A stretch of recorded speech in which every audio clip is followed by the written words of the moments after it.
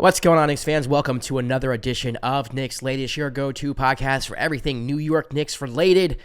Big day. The Knicks advance to the NBA Cup semifinals to play the Orlando Magic. Before we get started, though, make sure you subscribe to the channel. We are bringing you Knicks content, news, headlines, rumors, scores, everything involving the New York Knicks. I do take your comments. I do use them for content, so stay tuned for that. Ask a question, drop a comment, whatever you want to do, and make sure you like the video for the algorithm. Let's get started. Like I said, the Knicks are going to Vegas to play the Magic because they defeated the Toronto Raptors 117-101 in a very impressive victory. These New York Knicks are playing great basketball right now. Winners 8 of 9 in the first quarter. Jalen Brunson comes out, sets the tone on the offensive end, goes crazy for 20 points in their first quarter. You know, the Knicks defensively weren't really up to the task in their first quarter. A lot of fast breaks back and forth, nobody really stopping each other. But the second unit to start the second quarter changed the game and was one of the most impressive quarters, I think, of the whole season for the New York Knicks, in a quarter where OG Anunoby and Karl-Anthony Towns were blocking at the rim. Tyler Kolek was playing good point of attack defense. The Knicks just looked like a team that was ready. I know it's early, but ready to compete for a championship and ready to play for the playoffs. That was playoff intensity level defense. It's exactly what we've been begging from the Knicks all of this year. Now, again, it's one quarter, it's one game. You know, to me, that quarter won them the game. You know, from that point on, Raptors went down big. They never really made a serious threat to get back into the game. The Knicks controlled the game the rest of the way. There were some sloppy moments, I know that. But overall, you win a game by 16 on the road in a playoff-like atmosphere. It is a fantastic game. It's everything. You should be proud of that. And the second quarter, to me, was one of my most favorite quarters of the year so far. If they can bring that defensive intensity every single game, the sky's the limit for this team.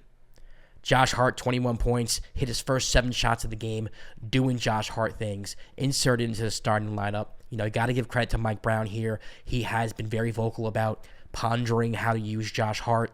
First brought him off the bench. Now, because of injuries, he is inserted to the starting lineup. It's going to be very interesting to see how Josh is used when the Knicks are fully healthy, but he has definitely earned himself 25, 30 minutes a game. I know that a lot of Knicks fans get frustrated the way Tibbs used him, but there's a reason why Josh Hart plays as many minutes as he does, and he's just showing his value here. If he continues to shoot the ball like this, 4-7 for 3, I mean, and not even just like above 50%, if he can just be confident and shoot the basketball and keep defenses honest, that opens up so much for the Knicks on the offensive end. I love that he's not hesitating. I love that these shots are going up. You know, this is a Josh Hart that we've seen when he first got traded from Portland to the Knicks, when he shot 40+% from 3. This is the same Josh we saw against the Philadelphia 76ers in the playoffs a few years ago. Just got to keep that confidence. If we can get this Josh Hart for the rest of the year, again, the sky's the limit. OG Anunoby, I mean, I was worried about the hamstring. I was worried about how he would hold up just playing a lot of minutes. Was kind of wondering if the Knicks training staff and coaching staff would give him, you know, a day off here and there, have him rest here and there. He's looked fantastic as well, you know, doing a great job on Scotty Barnes, doing a decent job on Brandon Ingram when he was matched up with him, getting over screens, blocking shots at the rim, getting deflections. I mean, just the leader of the defensive unit. He just, him and Mitch, but mostly OG this year. OG has been nothing short of phenomenal for the Knicks this year. He had 13 points. He struggled to shoot the ball today, but his value cannot be understated. What he means to the team on the defensive end, especially the second quarter. He was a part of that unit that changed the game. Mikal Bridges hit some huge threes, you know, whenever the Raptors got close, you know, just locking and loading. There was a play where Josh Hart passed him the ball, shot a 3, missed it. They got the offensive rebound right back to him. No hesitation, 3, made it. I mean, that's exactly what you want to see. He is a completely different player than he was last year. Karl-Anthony Towns, 14 points, 16 rebounds. I thought it was a decent game from Cat. You know, he was 4 of 11 from the floor, but I don't think he forced too many things. He didn't have too many dumb mistakes. I think he was patient, and that's the Karl-Anthony Towns that we need. Now, he was aggressive at points during the game as well, taking it to the hoop, getting fouled and things of that nature. To me, obviously, you want more from your second option. You want him to score more points, but I will take this as well. You know, in a game where Jalen Brunson's going off, Josh is hitting the 3, you don't really need that much production, you know, from Karl-Anthony Towns offensively. He was also a part of that unit that locked down the Raptors all quarter in the second quarter. So got to give him love there. If the Knicks are going to be what we want them to be, he's going to have to at least be decent on defense. And we saw that today with the rim protection. Got to give it up for him. He gets credit. The numbers aren't there. They aren't what you want them to be points-wise, but I thought he had a good game. I thought Tyler Kolek gave good minutes. I thought Jordan Clarkson came into the game and gave good minutes in the first half. Exactly what you want to see from him, being creative on the offensive end. Just overall, really satisfied with where the Knicks are at now. 8 of 9, really hot right now, the number 2 seed. But again, this defense, if they can just bring this intensity every game, this team is going to be so hard to beat when it comes to May, when it comes to June. This is the team that we've been waiting for. This is the team that we want to see. Now it's 17-7. Now, that leads to them playing the Orlando Magic on Saturday. NBA Cup semifinals in Vegas. Now, the Magic are going to get their get back, losing to the Garden, losing Franz Wagner. There is some bad blood there. You saw Desmond Bane chuck the ball at OG Anunoby.